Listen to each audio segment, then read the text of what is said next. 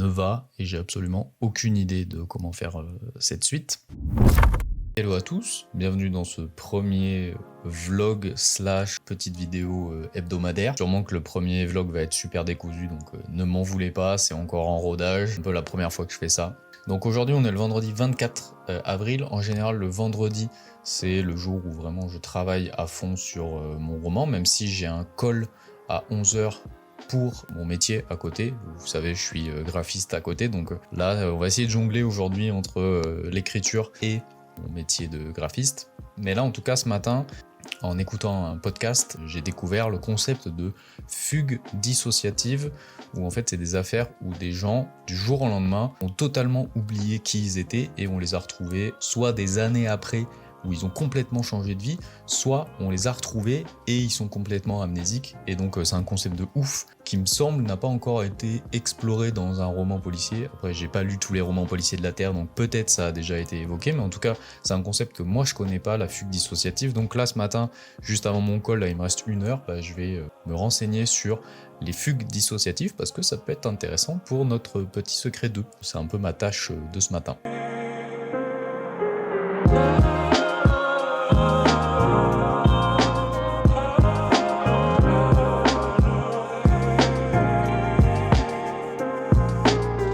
Je pense que c'est important dès maintenant, et je le rappellerai très souvent, de faire une parenthèse sur c'est quoi les projets en ce moment. Donc en ce moment j'ai 2 projets de romans.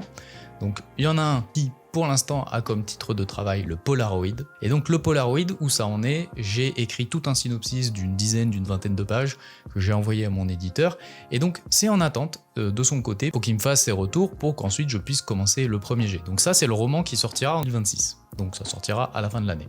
Ça c'est de côté. En fait, ça fait 1 an où je patine, où je recommence des idées et des idées. En fait, rien ne va et j'ai absolument aucune idée de comment faire cette suite. Donc voilà, c'est un peu ça que je vais essayer d'explorer et ça va me permettre aujourd'hui aussi de essayer de répondre à cette question de comment savoir si une idée est bonne.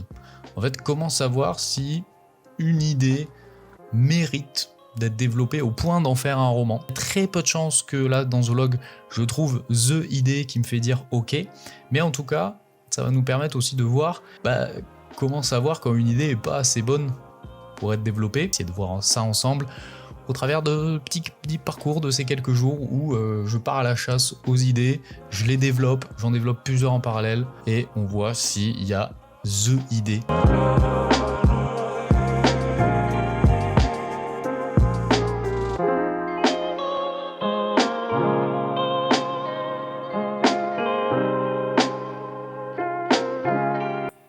Et d'ailleurs j'en profite pour vous montrer un petit peu comment je m'organise dans mes recherches. Donc moi je suis passé sur beaucoup d'outils différents. Avant j'utilisais Notion, avant j'avais aussi des carnets. Maintenant pour plus de praticité, c'est vrai que j'utilise beaucoup Drive et le Google Doc tout simplement.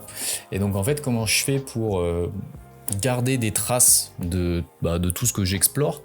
En fait je m'organise par onglet, donc en fait j'ai un onglet général qui est notes et réflexions. J'ai un truc avant le roman où en fait là je vais mettre en gros tout ce qui se passe avant le début du roman, donc là en l'occurrence là c'est pour notre petit secret le tome 2, mais voilà j'ai fait pareil pour le nouveau roman qui sortira cette année, j'avais fait pareil pour notre petit secret le tome 1. Bref, ça me permet de noter en fait la frise chronologique et surtout tous les événements qui vont amener à commencer le roman et à ce qui se passe, un élément perturbateur en gros. Donc, mais pour l'instant, là pour notre petit secret 2, j'en suis pas du tout là.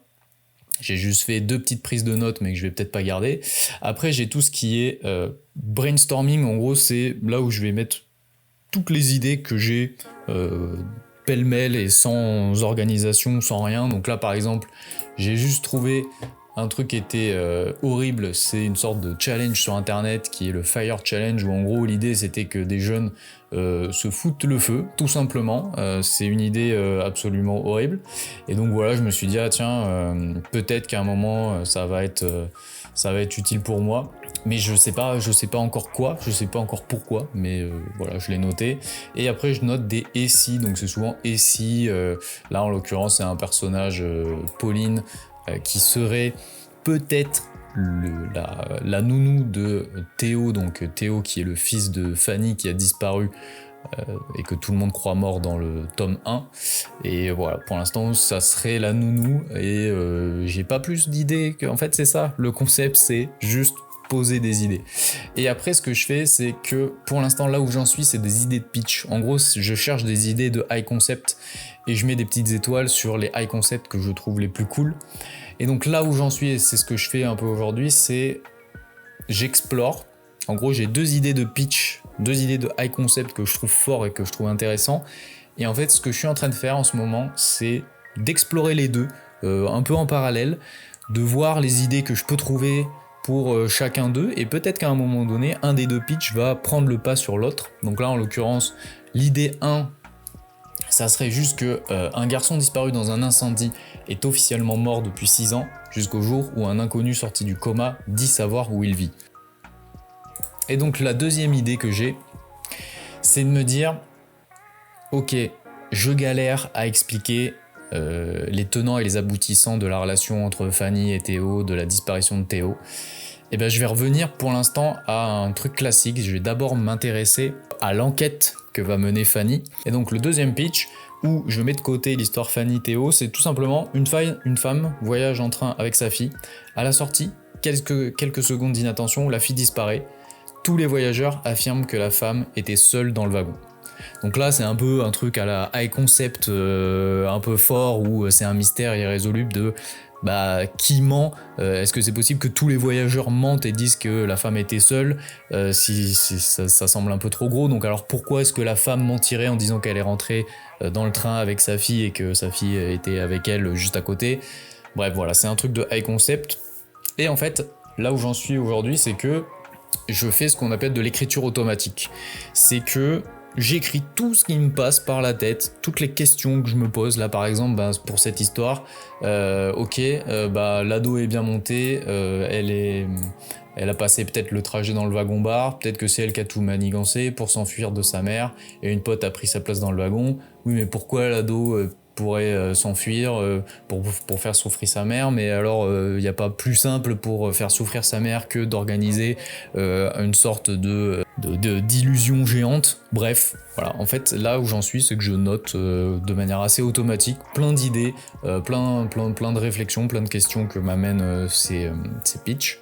Et voilà pour un peu comment je trouvais ça intéressant de vous montrer comment est-ce que j'organise cette phase d'exploration, de recherche d'idées. D'ailleurs, je pense que pour aller au fond des sujets, pour vraiment vous amener avec moi dans mes réflexions, malheureusement, dans ces vlogs, il va falloir que je vous spoil. Par exemple, là, c'est incroyable, c'est fascinant, les fugues dissociatives, j'ai trouvé plein d'infos super intéressantes, mais peut-être que ça se retrouvera, peut-être que ça sera l'élément principal, peut-être que ça sera le twist de cette suite, ou peut-être qu'on se retrouve la semaine prochaine et je vais vous dire non, en fait, j'ai pas d'idée sur cette thématique, ce trouble psychiatrique. Et voilà, ça va être un peu ça le jeu dans ces vlogs. Donc voilà, je vous préviens. Pour la fugue dissociative, j'ai bien avancé, je trouve que c'est incroyable. En fait, en gros, c'est un trouble psychiatrique qui est ultra rare et qui, suite à une fugue, donc suite au fait de partir de chez soi, crée une amnésie soit partielle, soit totale, et du coup il y a plein de cas vrais, de vrais faits divers, de gens qui ont eu cette fugue dissociative. Enfin bref, j'ai trouvé plein de cas comme ça, et en fait je trouve ça super intéressant, le côté fugue, le côté disparition, et le côté, en fait, ils n'avaient pas disparu, ils se sont pas fait capturer par un tueur en série ou quoi, c'est juste le cerveau qui est absolument fascinant, qui leur a effacé la mémoire. Donc pour l'instant, je sais pas trop à quoi ça va me servir, mais là, je suis purement de recherche d'idées.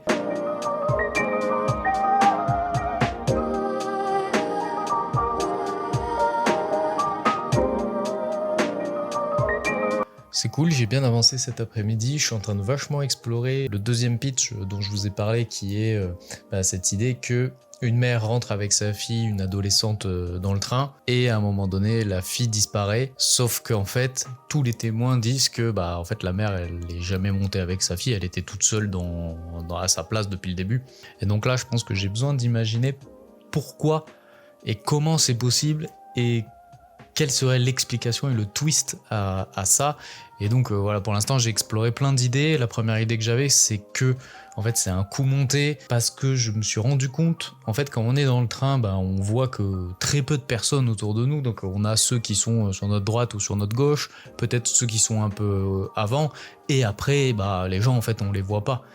Et donc je suis parti de là pour me dire, ok, est-ce que peut-être que c'est un coup monté, qu'en fait il suffit d'une sorte d'effet boule de neige, où en fait les premiers témoins qui sont des complices diraient, ah ben non en fait elle a jamais été là, et d'un coup effet boule de neige, des autres qui l'ont jamais vu vont dire oui non j'ai vu personne, mais j'ai pas l'impression que c'est 100% crédible. Plutôt parti après sur l'idée que c'est plutôt la mère qui ment et elle est jamais montée avec sa fille. Mais pourquoi mentir? Et du coup, je vois pas où ça peut aller, je vois pas à quel point ça peut être intéressant, à part ah oui, en fait, la mère est à moitié folle, ou la mère a eu une hallucination, ou une perte de mémoire. Ouais, je sais pas, ça m'inspire pas, donc du coup, j'ai un peu galéré. En même temps, j'ai essayé de réfléchir à la raison qui expliquerait de la disparition de la fille. Et donc pour l'instant, j'ai une histoire qui peut être intéressante. Il faut encore que je creuse. Et voilà, le temps passe, donc j'y retourne.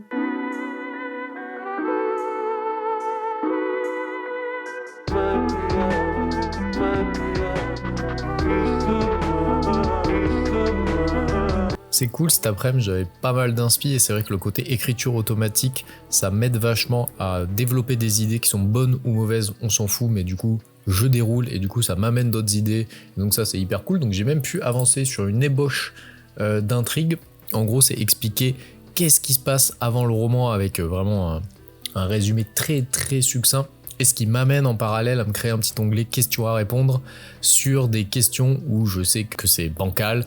Par exemple, comment un enlèvement de sortie scolaire peut-il rester irrésolu? Donc ça, c'est des questions auxquelles il faudra que je réponde pour renforcer la crédibilité. Donc c'est cool, j'ai pu avancer un petit peu là-dessus. Là, aujourd'hui, c'était vraiment ce pitch numéro 2. Et c'est vrai que j'ai un peu laissé de côté le pitch 1. Donc est-ce que ça veut dire quelque chose?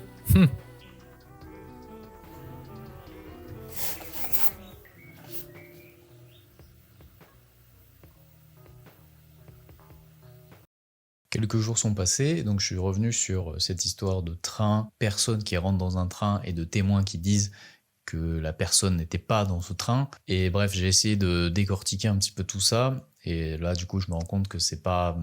Il y a trop d'enlèvements, il y a trop de même décor qui est le train. Parce que j'avais imaginé qu'en fait, tout ça n'est qu'une vengeance d'une personne qui avait perdu un enfant dans un train et qui veut se venger en faisant revivre à la personne coupable ce qu'elle a vécu, mais en fait ça tient pas trop. Donc voilà, je reviens, je garde cette idée, le high concept, je le trouve très cool. Une personne pense qu'elle était accompagnée alors que tous les témoins disent qu'en fait elle n'était pas accompagnée. Ça, je trouve ça cool. C'est juste que là, il faut que je retravaille la graine. Et je vais vous expliquer ce que c'est que la graine. Parce qu'en fait, si on veut développer une bonne idée, il faut trouver une graine. Une graine, c'est vraiment cette scène, ce noyau, ce traumatisme initial qui va éclater, qui va faire différents embranchements, qui va nous amener à notre roman, et au début de notre roman, et au développement de notre roman, et à la fin de notre roman. Donc je vous donne par exemple la graine de mon roman La Voix des Disparus. Désolé, ça va un petit peu spoiler. La graine de La Voix des Disparus, c'est un père de famille qui est accompagné de son enfant et qui a la visite de son amante. Et en fait, le fait d'être distrait par son amant, il ne surveille plus son enfant, et malheureusement, l'enfant va décéder. Et le père va essayer de cacher ce drame, cette tragédie, en abandonnant cet enfant décédé dans la nature. C'est ça la graine initiale. Et donc de cette graine, de ce traumatisme, va découler différentes questions et différents développements. L'amante, est-ce qu'elle a vu ce qui s'est passé? Est-ce qu'elle se sent coupable? Le père, il cache, mais du coup, comment est-ce qu'il va cacher? Comment est-ce qu'il va mentir? Comment est-ce qu'il va tenir ce mensonge? Cet enfant caché dans la forêt, est-ce que les policiers vont le retrouver? Est-ce que cet enfant était vraiment l'enfant du père? Et donc, est-ce que la relation extra-conjugale va être dévoilée? Bref, ça, c'est la graine qui ensuite va poser plein de questions, plein de développements et plein d'interactions avec les personnages. Et donc là, ce que j'essaye de trouver aujourd'hui, c'est la graine de ce roman, donc qui est, je le rappelle, la suite de Notre Petit Secret. J'étais parti sur une graine un peu alambiquée, je trouve que c'est pas assez fort, et en tout cas ça me plaît pas assez. cette graine ne me plaît pas assez pour me dire ok, c'est puissant et on peut en faire un roman qui tient la route. Donc aujourd'hui, ce que j'essaye de faire, c'est de retrouver notre graine, et donc pour ça, je suis parti un peu dans d'autres idées.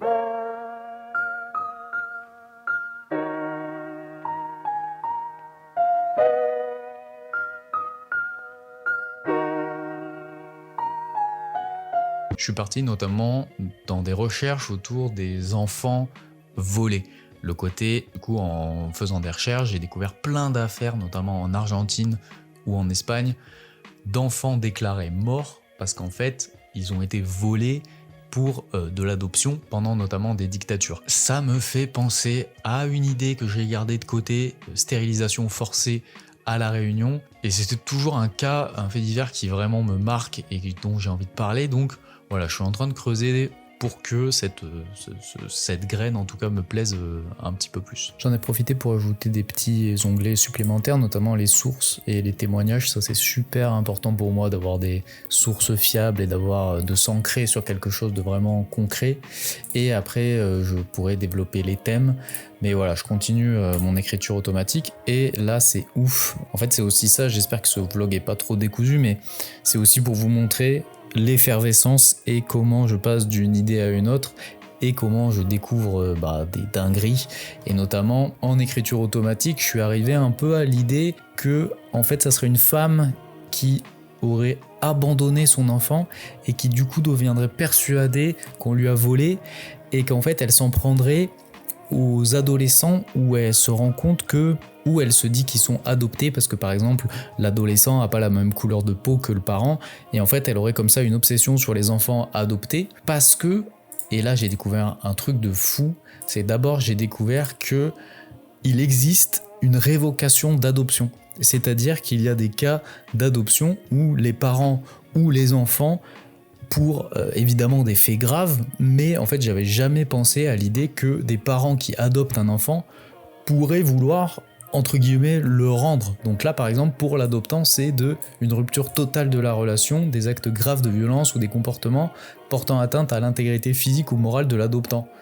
Et donc en fait de fil en aiguille j'ai découvert le concept de rehoming, et donc en fait il y a un marché de l'enfant entre guillemets de seconde main aux États-Unis où en fait il y a un réseau de personnes qui ont adopté des enfants qui en gros ils en veulent plus, et comme des vieux colis abandonnés, et ils proposent des enfants à d'autres familles, et donc il y a énormément de cas. Je me rends compte qu'il y a 25 000 enfants qui sont abandonnés comme ça aux États-Unis tous les ans. Et en fait c'est ce genre de cas réel qui après moi pour la fiction me donne 1000 idées, parce que ce que j'aime aussi c'est à mon petit niveau, non pas carrément de dénoncer, mais qu'en tout cas de parler de faits divers réels, et je trouve que ça ramène toujours de la crédibilité et de la matière et de la consistance à une histoire. Donc là du coup je sais pas si ça s'entend à ma voix, mais je suis un petit peu excité par ce que je viens de découvrir,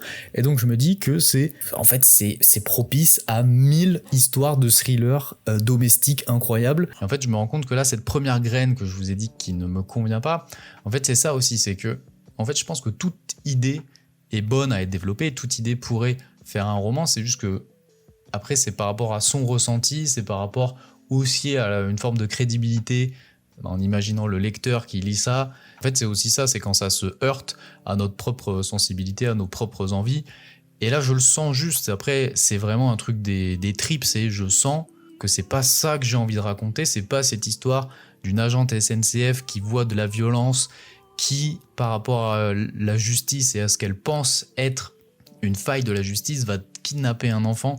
Pas ça que j'ai envie de raconter, mais ça pourrait être intéressant, l'idée en elle-même est bonne, et je pense que c'est aussi rassurant, c'est que tout le monde a des idées, et toute idée, je pense, est bonne à être développée, mais c'est juste après, il faut heurter ces idées à notre ressenti et se dire, ouais, je le sens, l'instinct que c'est pas cette idée-là qu'il faut que je développe, parce que c'est pas mon idée à moi, et voilà, je vais la laisser repartir dans le cosmos des idées, peut-être que quelqu'un la chopera et en fera quelque chose d'incroyable, mais ça paraît un petit peu métaphysique là ce que je suis en train de raconter, mais je pense que si vous avez déjà essayé d'écrire un roman, vous voyez ce que je veux dire. Vous voyez ces idées qui sont pas assez excitantes, qui sont pas assez alignées avec votre vision, alignées avec votre sensibilité.